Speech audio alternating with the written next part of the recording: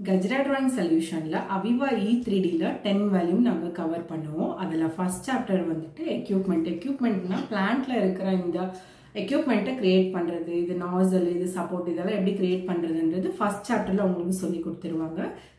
அடுத்து வந்து pipingல nozzle to nozzle pipe வச்சு நீங்க எப்படி கனெக்ட் பண்ணலாம்ன்றது உங்களுக்கு சொல்லி கொடுத்துருவாங்க. Third வந்துட்டு உங்களுக்கு structuralனா ஸ்டீலை வச்சு structural எப்படி கிரியேட் பண்றது, வால், ஃப்ளோர் இதெல்லாம் structural எப்படி கிரியேட் பண்றதுன்றது நீங்க structuralல வந்துரும்.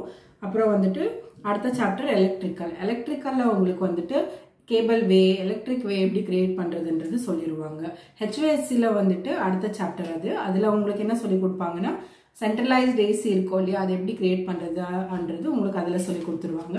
அதுக்கப்புறம் ஹேங்கர்ஸ் அண்ட் சப்போர்ட் இந்த பைப்பிங்ல, எக்யூப்மெண்ட்ல, எலக்ட்ரிக்கல்ல, அப்புறம் வந்துட்டு HVACல வந்துட்டு நீங்க பண்ண ஒர்க்குக்கு ஹேங்கர் அண்ட் சப்போர்ட் எப்படி கொடுக்கறதுன்றது உங்களுக்கு வந்துட்டு ஹேங்கர்ஸ் அண்ட் சப்போர்ட்ல உங்களுக்கு சொல்லி கொடுத்துருவாங்க. அடுத்தது ரிப்போர்ட்.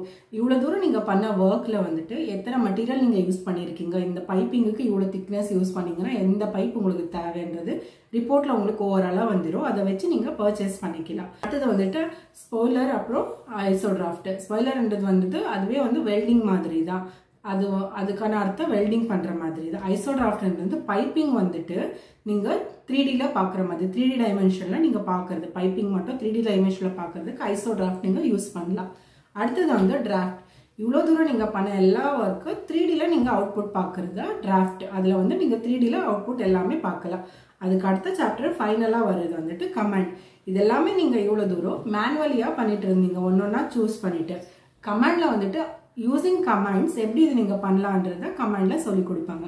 இது எல்லாமே கஜ்ரா டிராயிங் சொல்யூஷன்ல உங்களுக்கு புரியுற மாதிரி ஈஸியா சொல்லி கொடுப்பாங்க. 2 years உங்களுக்கு எக்ஸ்பீரியன்ஸ் இருந்தா எந்த அளவுக்கு உங்களுக்கு நாலேஜ் இருக்குமோ அந்த அளவுக்கு உங்களை ட்ரெயின் பண்ணிடுவாங்க.